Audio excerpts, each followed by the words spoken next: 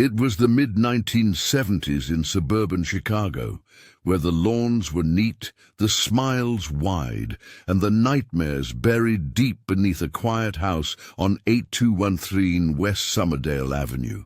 Behind the facade of a cheerful contractor and part-time clown performer named John Wayne Gacy lay one of the darkest souls in American history.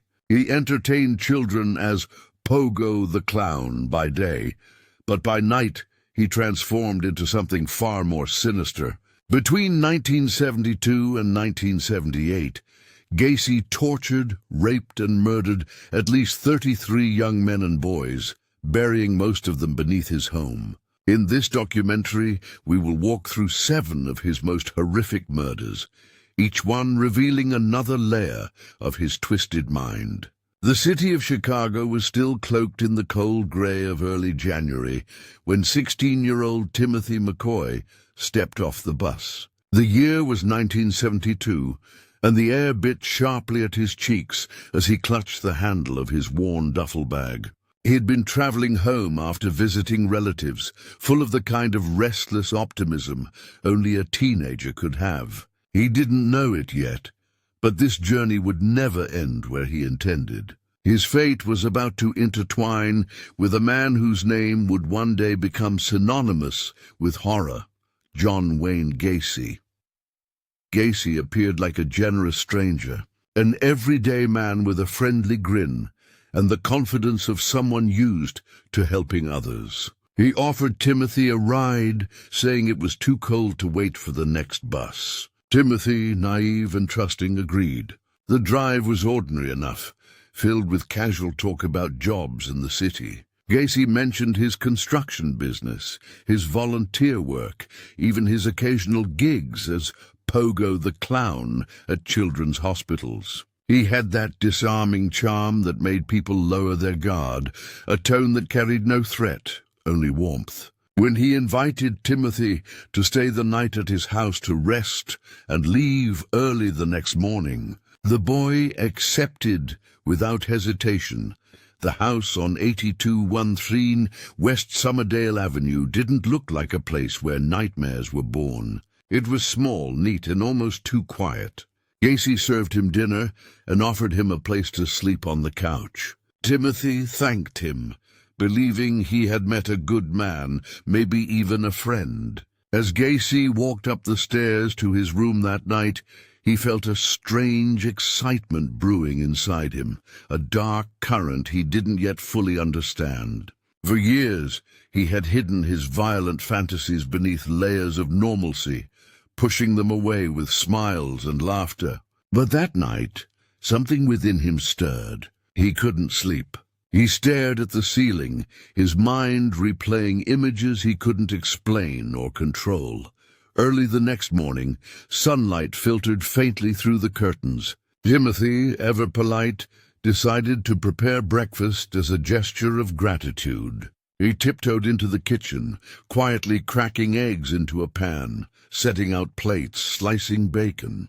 In his hand, he held a small kitchen knife to open a package of bread. When Gacy descended the stairs, still groggy and irritable from his restless night, he caught a glimpse of the boy, standing there, knife in hand, turning toward him. For a split second, something primal snapped in his brain. He claimed later that he thought the boy was attacking him. In truth, it was a moment of delusion, a flicker of rage that had been waiting to ignite. With a roar, Gacy lunged forward, slamming into Timothy and sending the knife clattering across the floor. The boy was stunned, confused, trying to explain, but Gacy didn't stop. He grabbed the blade and began stabbing, once, twice, again and again, until the kitchen walls were spattered with red. Timothy's cries turned to wet gasps, his body trembling violently before going still. Gacy stood over him, chest heaving, the knife slick in his hands. The silence that followed was deafening, broken only by the faint hum of the refrigerator and the soft drip of blood pooling on the linoleum. He should have felt horror, regret, panic, but instead a strange calm washed over him. Later, Gacy would describe that moment as a revelation. He said he felt a sexual thrill unlike anything before. He crouched beside the body, staring at it, unable to look away. Something inside him had awoken, a dark craving that would never sleep again. It was as if, with that one act, he had unlocked a hidden part of himself that had been waiting in silence all along. He spent hours cleaning the scene, methodically scrubbing away every trace of blood. He worked with an eerie precision, humming under his breath as if performing a mundane chore. When the house looked spotless again, he dragged Timothy's lifeless body down to the crawl space beneath the house.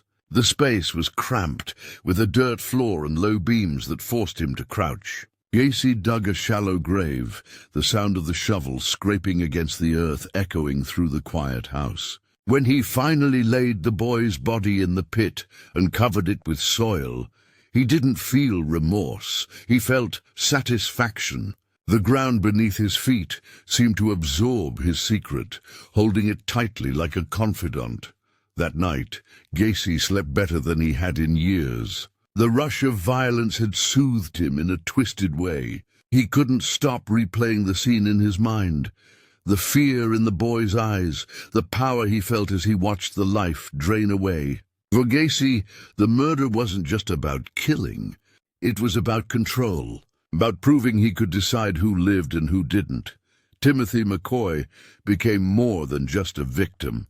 He became Gacy's first experiment in godhood.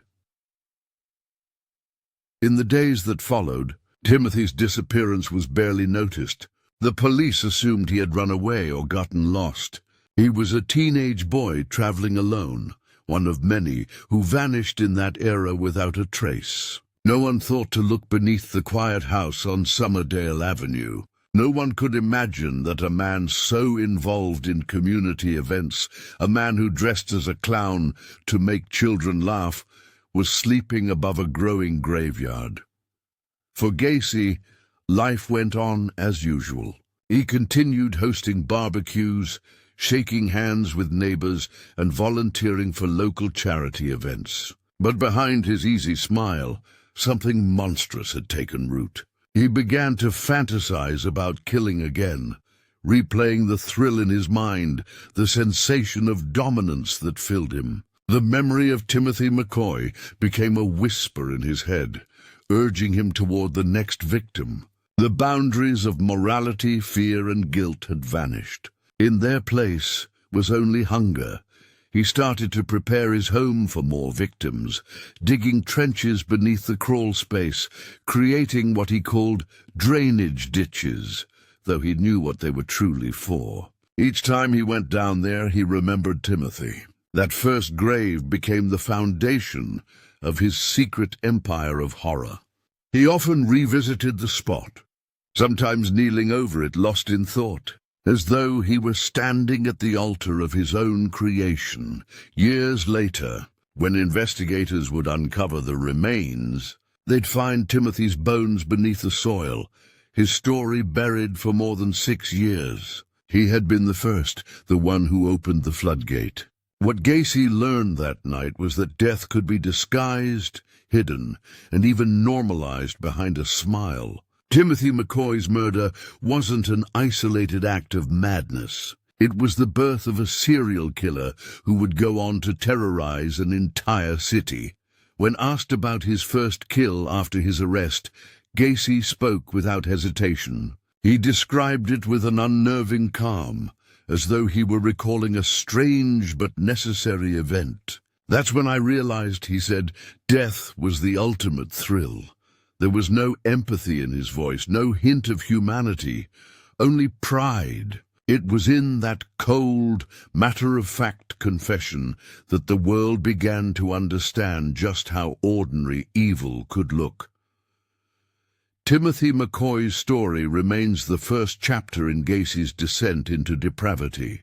A boy who wanted nothing more than to go home, who died trying to show kindness to the man who murdered him. A life taken in a senseless moment that marked the awakening of one of the most disturbing killers in American history. And beneath that small suburban home, in the silence of the earth, Gacy's dark legacy began, one shovel of dirt at a time.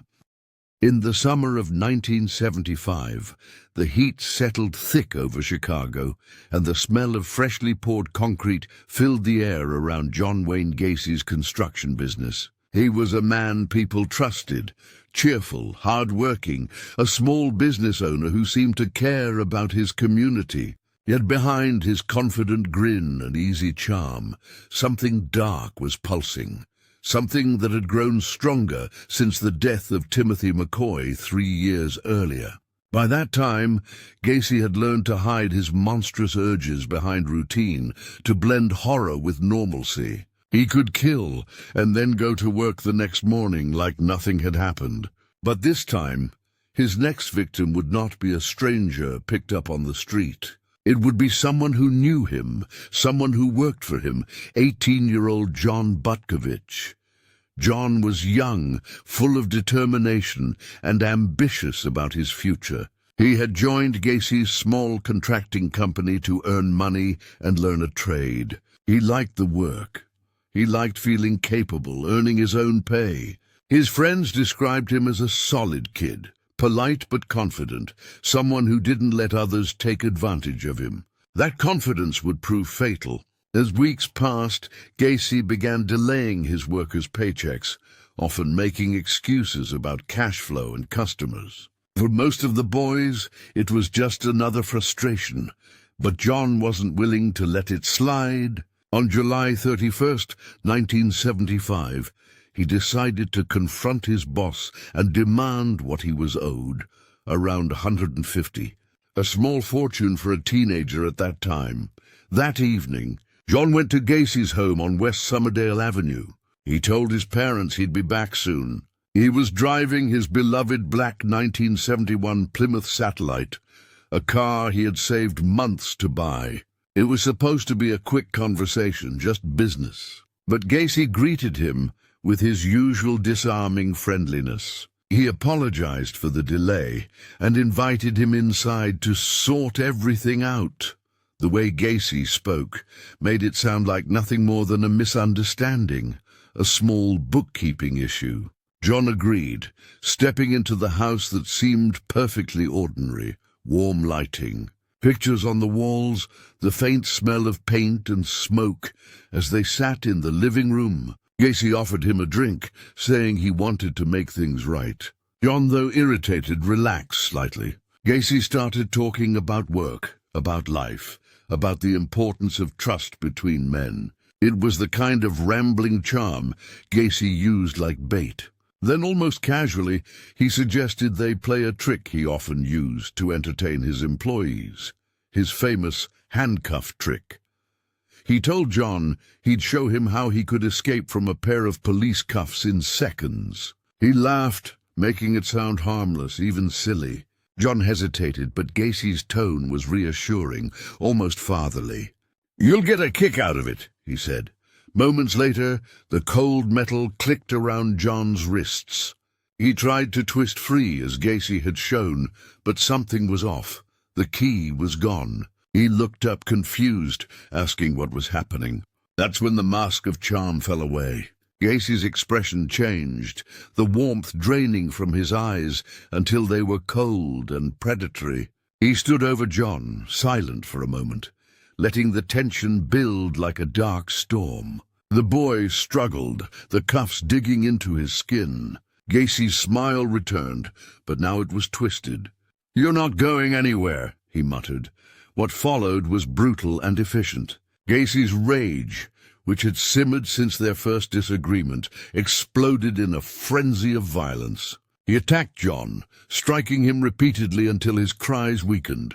When Gacy wrapped a rope around his neck, he did it slowly, methodically, tightening, loosening, then tightening again, watching the boy's terror build. It was a pattern he would perfect over time, turning killing into ritual. When John finally went limp, Gacy stood over him, panting, sweat rolling down his temples. The silence that followed was heavy, suffocating, broken only by the rhythmic ticking of the clock on the wall. He stared at the lifeless body for a long time. In his mind he justified it. He told himself John had been disrespectful, ungrateful, that he deserved it. But deep inside, Gacy knew this was not anger. It was desire. It was about control, domination, and the sick thrill that came with extinguishing a life with his own hands. He sat there for hours, occasionally glancing toward the door, as though expecting someone to knock and expose him. But no one came. By morning, Gacy had regained his composure. He wrapped John's body in a plastic sheet and left it in the garage. He went about his day, even attended a meeting, pretending everything was normal. Neighbors saw him mowing his lawn later that afternoon. No one suspected a thing. The following night, under the cover of darkness, he carried the body down to the crawl space beneath his house, the same place he had buried Timothy McCoy 3 years earlier. He dug a new trench and buried John there, covering him with dirt and lime to mask the smell. The process had become disturbingly routine. He didn't flinch, didn't shake. It was as if he were merely completing another construction project. The next day, John's parents reported him missing. They knew their son wouldn't simply vanish. When police began investigating, Gacy's name surfaced almost immediately. John had told friends where he was going that night. Officers visited Gacy's home, questioned him politely. He acted completely at ease, offering coffee and joking with them. He explained that yes, John had come by, but they had a brief argument about wages, and the boys stormed off angrily. "Probably ran away," Gacy said with a shrug. The officers noted his calmness and charm. There was no evidence, no sign of a struggle, no reason to suspect the man who seemed to be everyone's friend. They thanked him for his time and left. That moment cemented Gacy's confidence. If the police could stand in his living room, unaware that a body lay buried just a few feet beneath their shoes, then he was untouchable. He felt powerful, invincible. From that day on, his killings grew bolder, more frequent. The fear of getting caught had vanished, replaced by the certainty that he could outsmart anyone. For months after John's disappearance, his parents refused to give up. They called stations, handed out flyers, begged for leads. But as the weeks turned into years, hope withered. John Butkovich became another name on Chicago's growing list of missing young men, a statistic forgotten by most, but not by the family who never stopped wondering. Gacy, meanwhile, continued living his double life, respected contractor by day, sadistic predator by night. Years later, when investigators finally unearthed the crawl space beneath Gacy's house, they found John's skeletal remains alongside dozens of others. His skull, broken in places, bore evidence of the violence he endured. When detectives showed photos to John's parents, their silent grief was unbearable. The boy who had once stood up for what was fair had been buried beneath. The home of the man who took everything from him, forensic. Records would later reveal that John Butkovich's murder was a turning point in Gacy's pattern. It marked his shift from opportunistic killing to calculated domination. He had killed someone who knew him personally, someone connected to his everyday life. That level of risk thrilled him. It wasn't just murder anymore. It was a game of deceit played against society itself. Each time he smiled at a neighbor or shook a police officer's hand, he was daring them to see through his mask. None ever did, not until years later, when the earth beneath his home began to speak.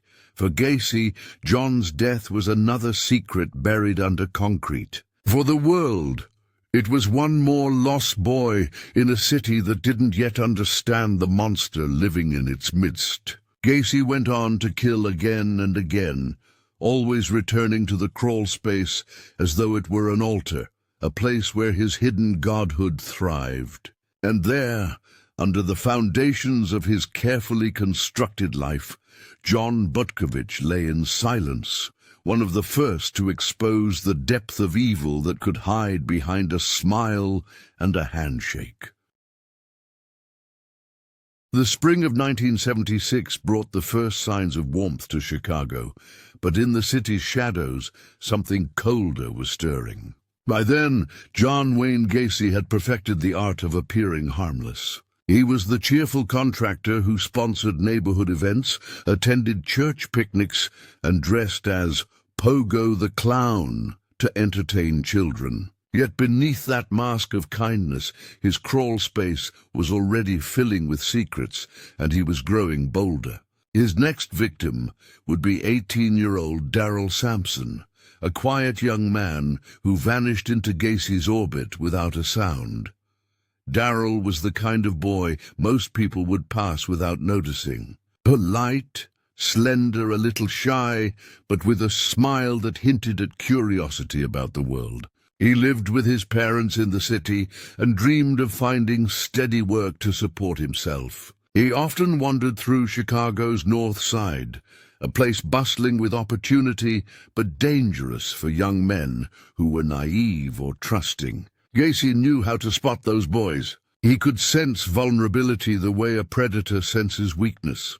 On a cool evening in April 1976, Darrell was last seen near a bus stop. He was supposed to be heading home, but witnesses later recalled seeing a man in a car talking to him, a man fitting Gacy's description. Gacy's usual method was simple. He'd approach a boy with a job offer. "I run a construction business," he'd say, his voice full of warmth and authority. "Pays good. I could use some help." To a teenager desperate for work, it sounded like luck. Darrell likely accepted the ride without hesitation. After all, Gacy looked respectable, clean-cut, confident, fatherly. When Darrell stepped inside Gacy's home that night, he entered what many victims later described as a trap that felt normal at first. Gacy would offer them food or a drink, make small talk, and talk about construction work or upcoming projects. Then he'd introduce what he called his party trick. He'd grin and pull out a pair of handcuffs, claiming he used them as part of his clown act to entertain kids. "Here, I'll show you something cool," he'd say, as if it were all in fun. He'd cuff his own wrists, produce a key, and free himself effortlessly. Then he'd hand them the cuffs, encouraging them to try. It was psychological manipulation at its finest, a blend of humor, trust, and deceit. Once the cuffs clicked around Darrell's wrists, the key vanished. The realization must have come slowly, creeping over him as Gacy's demeanor shifted. The playful smile faded. The air grew heavy. What had begun as a harmless game turned into a nightmare. Darrell might have struggled, confused, asking what was happening, but Gacy didn't answer. Instead, he watched, calm, detached, as though he were conducting an experiment. Then came the ropes. Gacy called it his rope trick. He would loop a rope around the victim's neck, tie it with a small wooden stick, and twist it slowly. It wasn't an impulsive act. It was deliberate, rehearsed. He liked to watch the panic build, the gasping, the trembling, the desperate eyes searching for mercy that would never come. Sometimes he'd loosen the rope, let them breathe, and then tighten it again. It was a cycle of terror designed to feed his sense of control. In those moments, he wasn't just killing. He was playing God, deciding how long his victim would live, how much pain he would feel, and when it would end.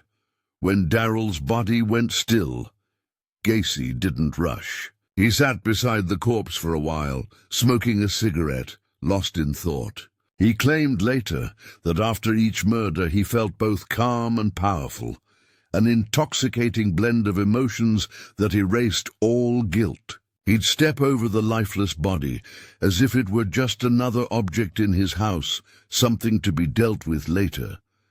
Eventually, he carried Darrell down to the crawl space. The air there was damp and foul, the ground uneven. By this point, Gacy had turned that space into a macabre map of his crimes, marking each grave carefully in his mind. He dug a shallow hole and laid the boy's body in it, covering it with dirt and lime. When he finished, he stood up and brushed the soil from his hands. Then he went upstairs, washed up, and made himself dinner. The banality of it, eating a meal after a murder, was part of what made him so terrifying. His conscience had been replaced by ritual. For Darrell's family, the next days were agony. They reported him missing almost immediately, plastering his photograph on telephone poles, calling friends, walking the streets. The police, overwhelmed by the rising number of disappearances in Chicago, did what they always did. They assumed he was a runaway. It was an easy conclusion. Teenagers disappeared all the time, they said. Maybe he'd left home on purpose. Maybe he'd come back in a few days. No one looked beneath Gacy's house. Meanwhile, Gacy went on with life as if nothing had happened. He entertained guests, joked with neighbors, attended political events. He was known to shake hands with local officials and host community barbecues, laughing while standing directly over the bodies of his victims. The dichotomy was chilling. The public image of the friendly contractor versus the private reality of a sadistic killer. Darrell's disappearance didn't haunt Gacy. It emboldened him. He had gotten away with murder again. As weeks turned into months, the memory of Darrell faded from public attention. But for Gacy, the act itself became a point of reflection. He learned to refine his methods, to control his impulses more efficiently.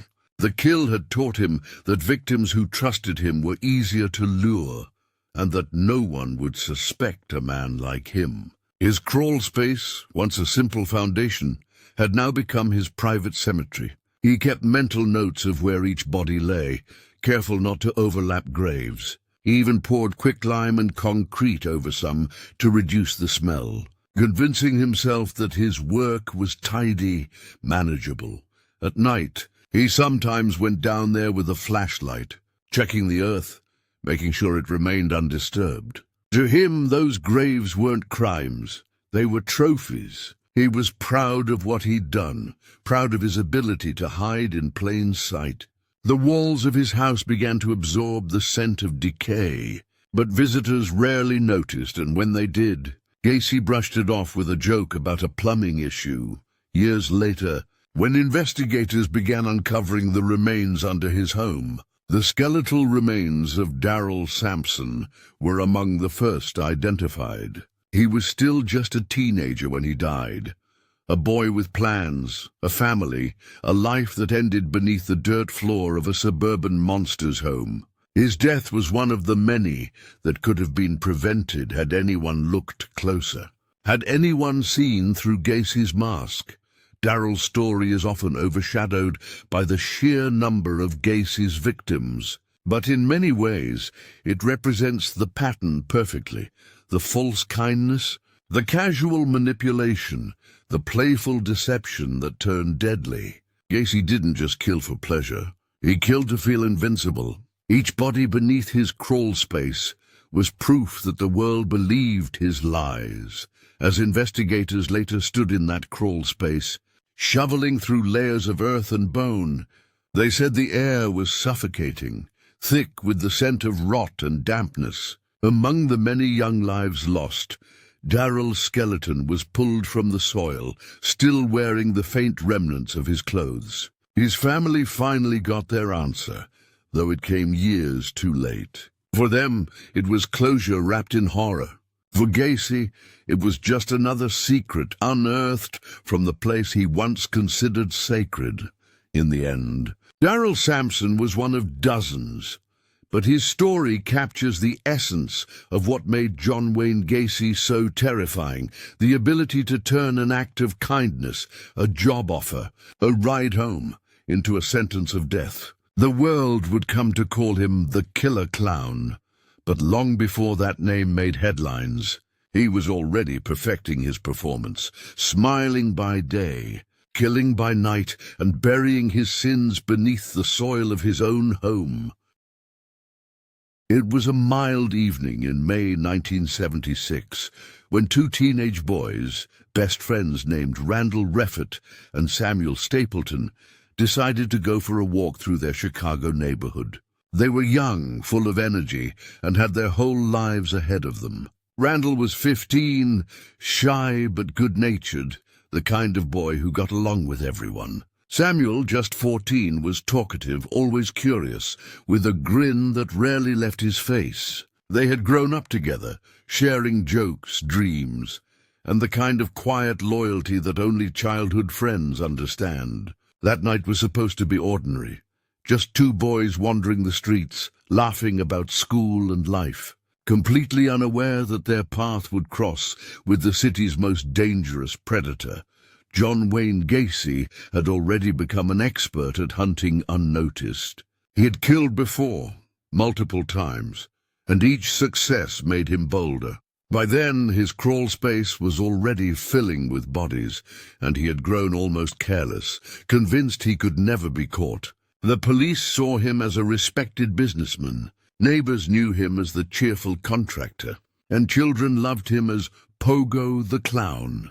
That combination of respectability and deception gave him all the confidence he needed to approach anyone, anywhere. Gacy was driving through the neighborhood when he spotted the two boys. To most people, they were just a pair of kids walking home.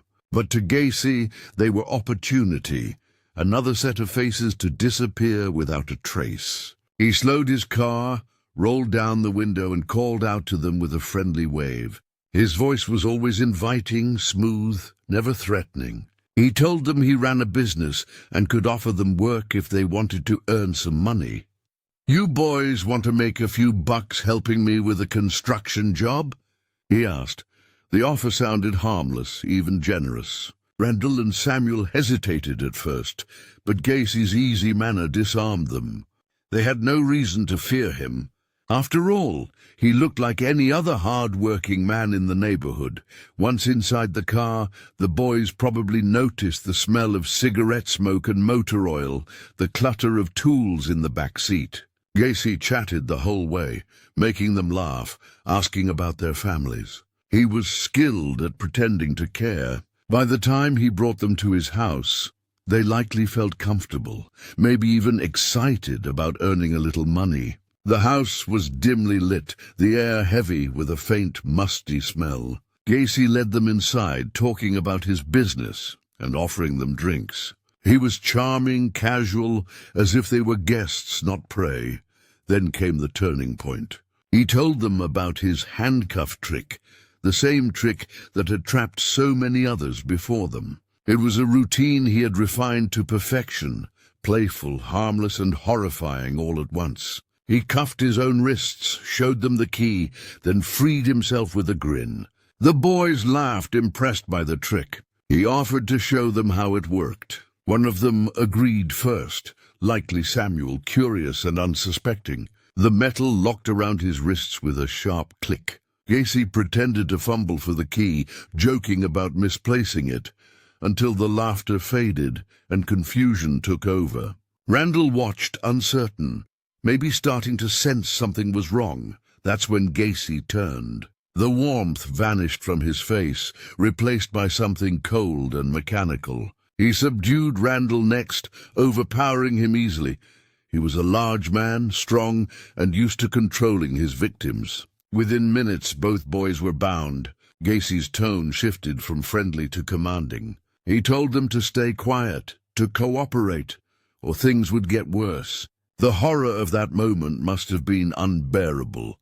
Two friends, realizing too late that the man who had seemed so kind was now a monster standing over them. He kept them alive for a while, taking pleasure in their terror. He used the rope trick he had perfected, slowly tightening the loop around one boy's neck while the other watched. He would stop, loosen it, and then start again, savoring the panic in their eyes. He was playing a cruel game, deciding who would die first, toying with them like a cat with its prey. The sounds that filled the room were muffled by the walls and the distant hum of passing cars outside. No one could hear their cries. When it was over, the silence was absolute. Gacy stood over their lifeless bodies, his breath heavy, his hands trembling with exhaustion and adrenaline. He claimed later that moments like this brought him peace. It was the same delusional calm that had followed his earlier murders, a twisted satisfaction that replaced any trace of humanity he once had. He cleaned the room carefully, as if tidying up after a long day's work. Then, with mechanical precision, he dragged their bodies down to the crawl space. The crawl space had become a graveyard, organized in Gacy's mind like a map. Each body had its place. He laid Randall and Samuel side by side, burying them together in the damp earth. The act of placing them next to each other wasn't compassion. It was habit. To him, they were just bodies, objects to dispose of efficiently. But to anyone else, the sight would have been haunting. Two best friends, united even in death, buried beneath the floor of a suburban home. Their disappearance sent ripples of panic through their families. When the boys failed to return home, parents called friends, searched the streets and contacted police. Flyers were printed, neighbors questioned, leads followed, but nothing came of it. The police again assumed the boys had run away. It was easier to label it that way than to believe something truly evil had happened. No one thought to suspect Gacy, the cheerful man who lived just a few miles away. He smiled at their worry, even joined in community conversations about the missing kids, pretending to share their concern. Days turned to weeks, then months. The search grew quieter as time passed. The city was large and young men vanished all the time. Gacy, meanwhile, carried on as though nothing had happened. He expanded his business, attended social gatherings, even took photographs with local politicians. Each handshake, each smile was a mask covering the rot beneath. The murders of Randall and Samuel became just another secret hidden in the soil. And more sin added to the growing weight beneath his home. Years later, when police finally searched the crawl space, the stench of decay was so strong that even seasoned officers struggled to stay inside. As they uncovered body after body, one detective described the feeling as digging into hell itself. Among the remains, they found two skeletons positioned close together, the bones of two young boys who had likely died on the same night. They were later identified as Randall Reffitt and Samuel Stapleton. Their discovery brought a wave of grief and anger. Families who had waited for years, clinging to fragile hope, were forced to confront the truth. The boys hadn't run away. They hadn't gotten lost. They had been murdered by a man who had walked among them, who had smiled at their parents and entertained their children. Gacy's arrest shattered the illusion of safety that suburban Chicago had built for itself. Evil, it turned out, didn't always wear a monster's face. Sometimes it painted one. The murder of Randall and Samuel marked a turning point in Gacy's descent. It was the first time he killed two victims at once, a sign of growing arrogance, of the belief that he could do anything without consequence. For him, the risk only made the act more thrilling. He was no longer just a predator. He was a performer, orchestrating death-like theater in the privacy of his home. The crawl space was his stage, the victims his audience, and the applause was silence. When investigators later asked him about those two boys, by 1978, John Wayne Gacy's double life was spiraling toward its inevitable collapse, but he didn't know it yet. To the outside world, he remained the same smiling businessman and volunteer clown who performed at children's hospitals and community events. But inside his house at 8213 West Somerdale Avenue, the smell of decay had grown unbearable. The crawl space beneath the floors had turned into a graveyard of his own making. a silent museum of horror. And even as the weight of death pressed down on him, Gacy couldn't stop. That year, he encountered one of his final victims, a quiet, hard-working teenager named Robert Peast, whose disappearance would ultimately expose the monster behind the mask. Robert was just 15 years old, responsible, polite, and kind-hearted. He worked part-time at a local pharmacy in Des Plaines, Illinois, saving money to buy his mother a Christmas gift. December 11th, 1978, should have been just another ordinary evening. Snow dusted the sidewalks, and the air carried that stillness only winter brings. Inside the store, customers were finishing their holiday shopping, and Robert chatted with co-workers, ready to head home for dinner. Then, as fate would have it, John Wayne Gacy walked in. Gacy had been at the pharmacy earlier that day, speaking with the owner about a potential remodeling job. But when he returned that evening, he wasn't there to talk business. He was hunting, dressed neatly in a blue jacket. His demeanor calm and friendly. Gacy noticed Robert behind the counter and asked if he might be interested in some part-time construction work that paid better than the pharmacy. His tone was convincing. He always knew how to sound trustworthy. Robert, eager to earn extra money, mentioned the offer to his mother before leaving, saying he'd be back shortly. He never returned. That small exchange was the beginning of Gacy's undoing. When Robert failed to come home, his mother immediately sensed something was wrong. He wasn't the type to vanish without a word. She contacted the police that night, and Detective Lieutenant Joseph Kozenchak was assigned to the case. At first, it looked like another routine missing person report, one of many the department handled each week. But when officers visited the pharmacy, witnesses confirmed that the last person seen speaking with Robert had been John Wayne Gacy. Detective Kozenchak decided to visit Gacy's house. Gacy greeted them with his usual charm, laughing off the idea that he knew anything about a missing boy. He said yes, he had offered Robert a job, but the boy never showed up at his office. He invited the officers inside for coffee, showing them his contractor's papers and photographs of his clown performances. Everything seemed perfectly normal, but something about him, the too casual smile, the overconfidence, made Kozenchak uneasy. He couldn't prove it yet, but his instincts told him Gacy was hiding something. When police ran a background check, what they found was alarming. Years earlier, Gacy had served time for sexually assaulting a teenage boy in Iowa. The revelation turned suspicion into urgency. They placed Gacy under surveillance, watching his every move. For days, officers followed him as he went about his daily routine, eating breakfast at diners, visiting job sites, and talking to neighbors. Gacy acted as though he had nothing to fear, even bringing coffee to the detectives tailing him. He laughed and joked, sometimes inviting them for a drink, as if daring them to find anything. Meanwhile, investigators began obtaining search warrants. On December 13th, they entered Gacy's home for the first time. What they found seemed odd, but not enough to arrest him.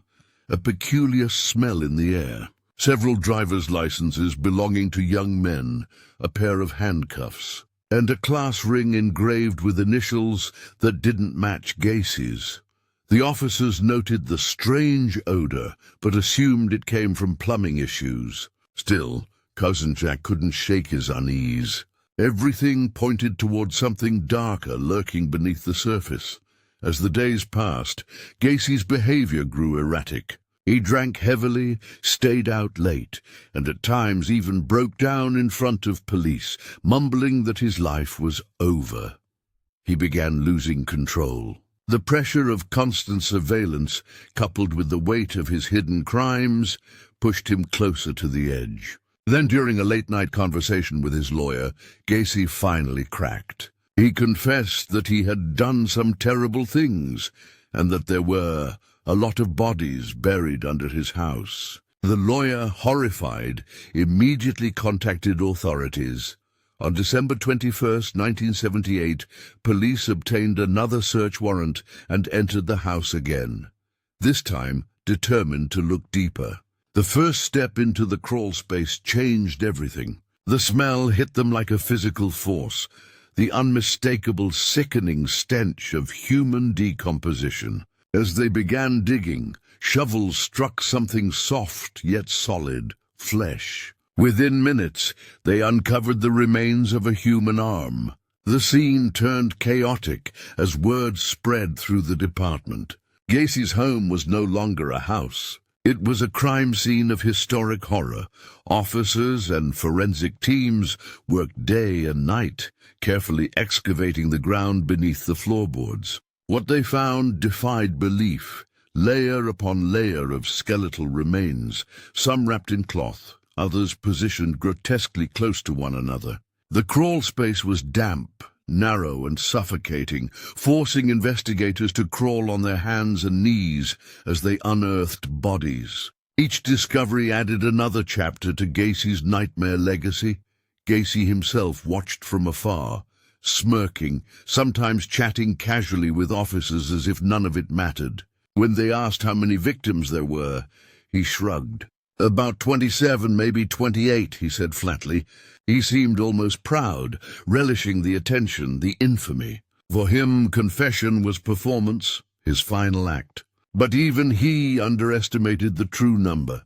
In total, 33 victims would be identified, each one representing a stolen life, a family left in anguish, a youth extinguished before its time. Among those remains was Robert Piest, the boy whose disappearance finally brought the monster to justice. His identification became the key that linked every other crime together. The community that had once adored Gacy as a friendly clown was now paralyzed by disbelief. How could the man who performed at their children's parties also be the one who murdered their sons? Reporters called him the Killer Clown, a title that captured both the absurdity and the horror of his double existence. The trial that followed was one of the most publicized in American history. Gacy's defense team tried to argue insanity, claiming he suffered from multiple personality disorder. But the evidence was overwhelming. The physical remains, the personal items of victims, and Gacy's own detailed confessions left no room for doubt. In court, he showed flashes of arrogance, cracking jokes, and at times sleeping during testimony. He seemed incapable of remorse. The jury deliberated for only 2 hours before returning a verdict, guilty on all counts. In March 1980, John Wayne Gacy was sentenced to death. For the next 14 years, he sat on death row at Menard Correctional Center, painting eerie self-portraits, often of himself dressed as Pogo the Clown, and giving chilling interviews, in which he claimed innocence or shifted blame onto his other personalities.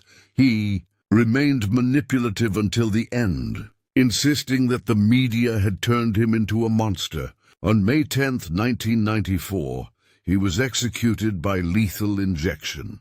His final words, delivered with the same smugness that had defined his life, were, "Kiss my ass." The legacy of his crimes remains one of America's darkest chapters. Families of victims never truly recovered. Some of the young men buried under his house were never identified, their names lost to time, their stories silenced forever.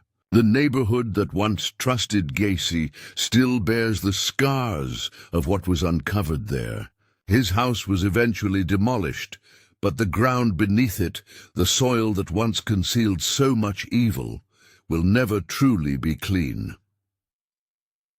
Robert Piest's disappearance, and the desperate determination of his mother to find him, became the light that exposed Gacy's darkness. It was a mother's intuition that cracked the mask, a son's innocence that brought justice to dozens who could no longer speak. And though John Wayne Gacy's laughter has long faded, the echoes of his crimes still haunt the cold streets of Chicago, a chilling reminder that evil often wears the most ordinary face. The trial of John Wayne Gacy was not just a courtroom proceeding.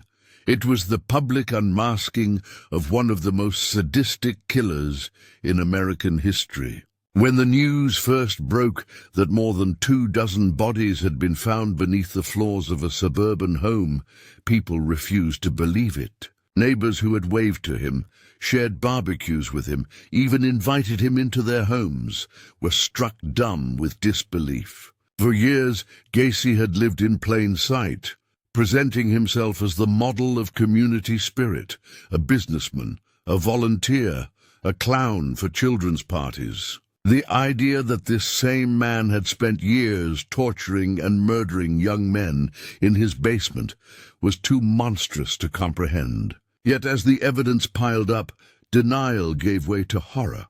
The world wanted answers, but what they received was something darker, a glimpse into the mind of evil itself.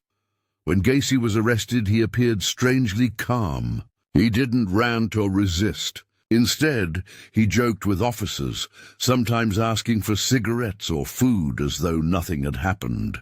During questioning, he spoke casually, describing details of the murders as if recounting a day's work. He claimed that some of the victims had been accidents, that others were trying to rob him, and that still others were killed by another personality within him. The contradictions were endless. But one thing became clear.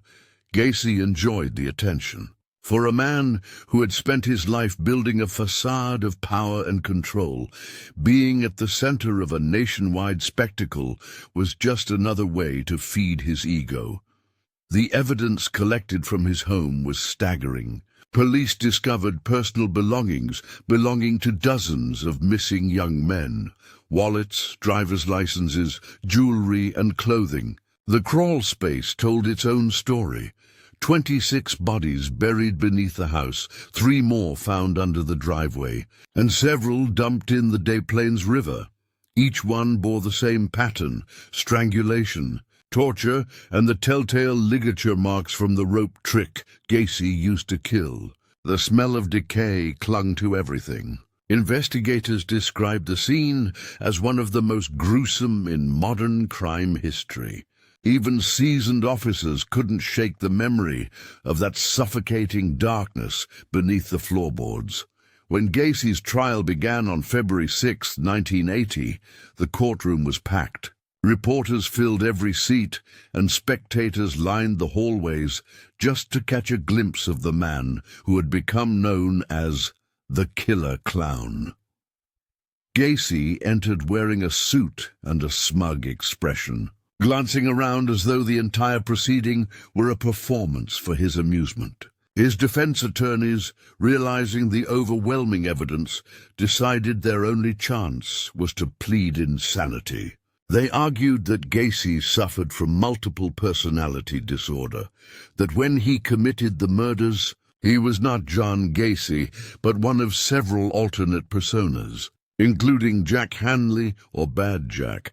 To support their claim, psychiatrists for the defense described Gacy as a man haunted by a violent upbringing. His father, they said, had been an abusive alcoholic who berated and beat him regularly. They painted Gacy as a boy desperate for approval, trapped in shame, struggling with his sexuality, and eventually developing a fractured psyche that could no longer tell right from wrong. It was a compelling story, but the prosecution was prepared. Prosecutor William Kunkel delivered one of the most powerful opening statements in Illinois legal history. He told the jury that Gacy was not insane, but evil. He was methodical, calculating, and fully aware of what he was doing. Kunkel presented evidence that Gacy had meticulously planned each abduction, often using his contracting business as a lure. He reminded the court that Gacy had gone to great lengths to cover his tracks, burying bodies, pouring quicklime to mask the smell, even sleeping above the very graves he had dug. This was not madness, Kunkel declared. This was murder by design. The prosecution called over 100 witnesses, including police officers, forensic experts, and family members of victims. They introduced photos of the crawl space, the handcuffs, the rope, and the clown costumes. Each image told a story that words could barely convey. The jurors sat in silence, some visibly shaken, as details of Gacy's sadism came to light. Survivors who had escaped his grasp also testified. One young man described how Gacy had tricked him into wearing handcuffs under the pretense of a magic trick before attacking him. He managed to fight free, and that escape likely saved his life. His testimony painted Gacy not as a man lost in delusion, but as a predator who took pleasure in power and control. Throughout it all, Gacy remained eerily composed. Sometimes he smiled, sometimes he scribbled notes, and occasionally he whispered jokes to his lawyers. When photographs of his victims were shown, he rarely looked up. At one point, he even laughed, prompting gasps from the courtroom. The judge warned him to control himself, but Gacy seemed incapable of shame. For him, every eye in the room was validation. He wanted the world to see him, to talk about him, to remember him, not as a broken man, but as a figure of fear. Psychiatrists for the prosecution argued that Gacy showed no signs of genuine mental illness. They said he was narcissistic, manipulative, and completely aware of his actions. His behavior before and after the murders, the careful disposal of bodies, the cleaning of evidence, the calm demeanor when questioned, all pointed to a man in control. Even his double life as Pogo the Clown and Patches the Clown wasn't madness. It was theater, a mask he wore to deceive. After weeks of testimony, closing arguments began. Kunkel stood before the jury, holding a rope similar to the one Gacy used on his victims. He explained how Gacy would tighten it around his victims' necks, loop by loop, describing each motion slowly until the courtroom was silent except for his voice. "This," he said, holding up the rope, "is how John Wayne Gacy killed them. Not because he had to, because he wanted to." The image was seared into the jurors' minds. When deliberations began, it took less than 2 hours for the jury to reach a verdict. Gacy was found guilty on all 33 counts of murder. The judge, unmoved by Gacy's final attempt to plead for leniency, sentenced him to death. The courtroom erupted in applause, not out of joy but relief. For the families who had waited years for answers, justice had finally been served. Gacy, however, remained indifferent. "The state's killing me," he said afterward. "They're murdering me." His arrogance never faded. Gacy spent the next 14 years on death row, giving interviews, painting portraits, and insisting on his innocence. He sold his artwork to collectors, often signing it with a sinister flourish. Many of his paintings depicted himself as Pogo the Clown, surrounded by smiling faces or crosses, an unsettling reflection of his twisted identity. Reporters who interviewed him found him manipulative and self-pitying. He claimed he was a scapegoat, that the media had destroyed his life, but every word reeked of deceit. When his execution date arrived in May 1994, crowds gathered outside the prison, some holding candles, others shouting for vengeance. Inside, Gacy ate his final meal: fried chicken, shrimp, French fries, and strawberries. He showed no remorse, no emotion. As the lethal injection was prepared, he smirked and muttered his last words: "Kiss my ass." Moments later, John Wayne Gacy was dead. But his story didn't end there. The aftermath of his crimes left an open wound in America's collective psyche. The image of a smiling clown, once a symbol of innocence and joy, became forever tainted. Parents grew cautious, neighbors grew suspicious, and the illusion of safety in small-town America shattered. The Gacy case also transformed forensic science, leading to advancements in identification methods, including the use of dental records and DNA. Even decades later, some of Gacy's victims remained unidentified, silent reminders of the lives he stole. In the end, John Wayne Gacy's name became synonymous with evil, not just because of the number of his victims, but because of how ordinary he appeared. He wasn't a monster hiding in the woods or a shadow lurking in dark alleys. He was a neighbor, a volunteer, a man who shook hands and smiled. And perhaps that is what makes his story the most terrifying of all, that true horror often wears the face we least expect. When the story of John Wayne Gacy finally came to light, it didn't just end with his execution. It sent waves of fear, anger, and disbelief rippling through America. The truth was too grotesque to absorb all at once. People struggled to understand how a man so ordinary, so embedded in his community, could carry such monstrous darkness inside him. Even after his death, Gacy's name became a symbol, a reminder of how evil could hide in plain sight, behind a painted smile and a neighborly wave. The horror of his crimes didn't fade when the prison gates closed. It lingered in the public consciousness, reshaping how America viewed safety, trust, and the hidden dangers lurking behind closed doors. The aftermath of the Gacy case was unlike anything the nation had seen before. The suburban streets of Chicago, once peaceful and unassuming, had turned into a place of pilgrimage for journalists, investigators, and families seeking closure. The house at 8213 West Somerdale Avenue stood as a monument of terror.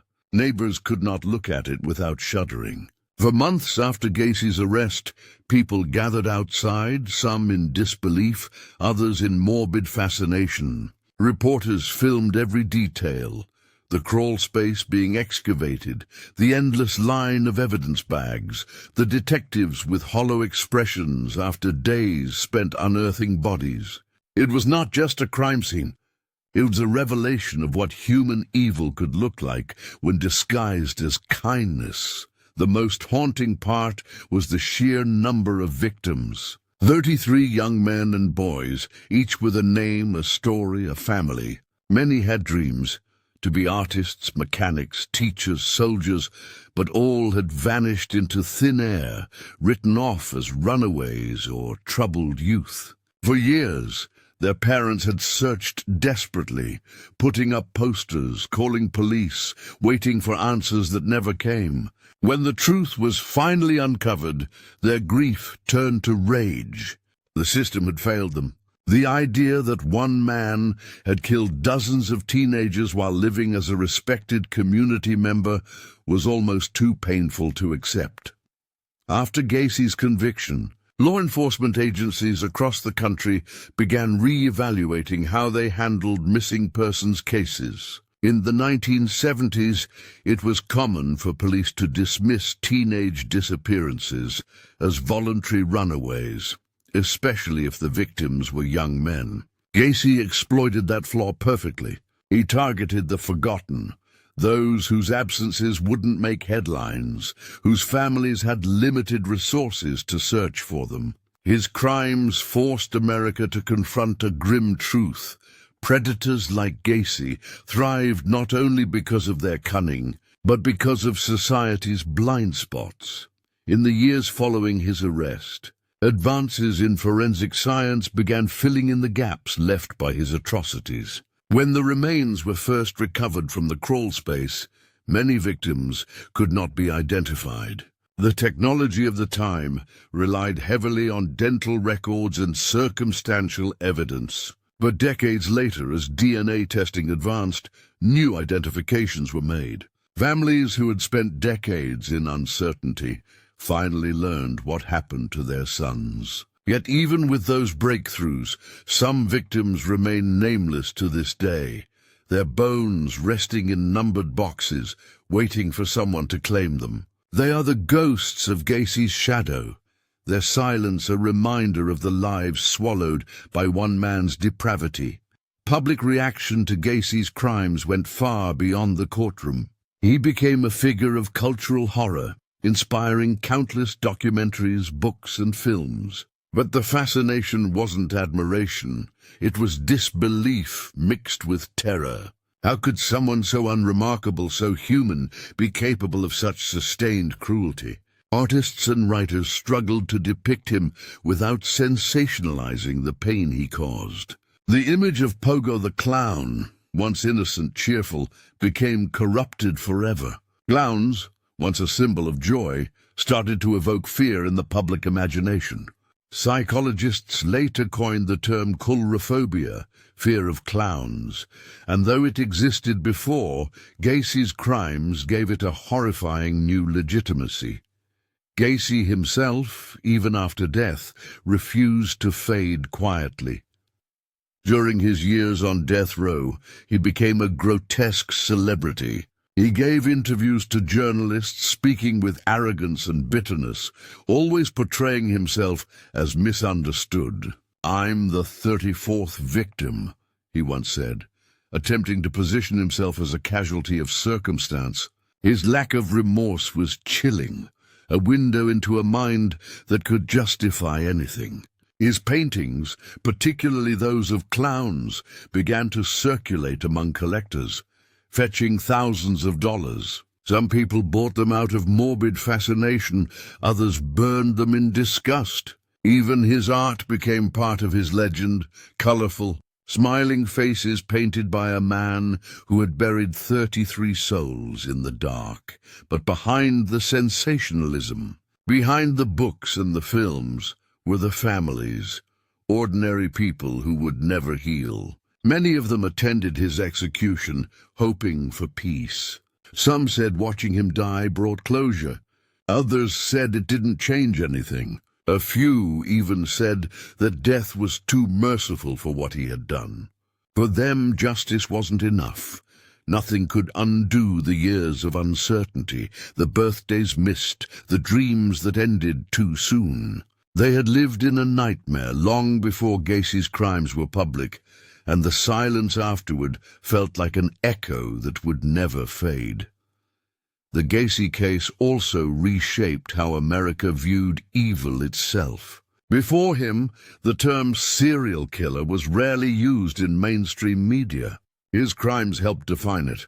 He was methodical, compulsive, ritualistic, killing not out of rage or impulse, but because it satisfied something deep and broken inside him. The FBI began studying his behavior, along with those of other serial killers, to build psychological profiles and prevent future tragedies. Gacy became one of the earliest subjects in criminal behavioral analysis. His case helped develop the modern understanding of how serial offenders operate, their patterns, their need for control, their manipulation of trust. Yet, even with all the research, there was something about Gacy that defied comprehension. His duality, the clown who made children laugh and the killer who buried them in his basement, seemed almost symbolic of the darkest truths about humanity. It wasn't madness that drove him, it was choice. He could charm, deceive, and murder, all while maintaining the illusion of normalcy. That realization terrified people more than anything else. Because if Gacy could exist unnoticed, who else might be hiding behind the same mask? After his death, the property where his house once stood was demolished. The crawl space, that place of unspeakable horror, was filled in with concrete. The lot remained empty for years, as if cursed. Eventually, a new house was built there, but the address was changed. Still, locals say they never forgot. Some claimed they could still feel a heaviness in the air, as if the earth itself remembered what it had held.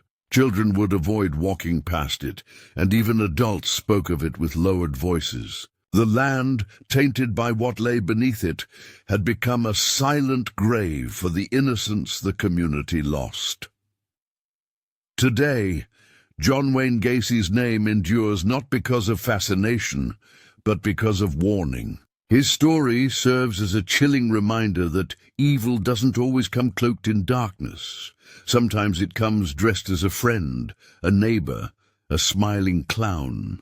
His crimes forced the world to confront uncomfortable truths about human nature and the systems that failed to see him for what he was. He reminded us that trust, once broken by monsters like him, can take generations to rebuild, and though his body was buried long ago, his shadow still lingers, in crime textbooks, in the nightmares of those who remember, and in every parent's quiet fear that the face of danger might not be a stranger at all. Gacy's laughter, once painted on, has long faded from the world, but the echoes of his cruelty remain, haunting reminders of the thin line between the masks we wear and the horrors we hide beneath them.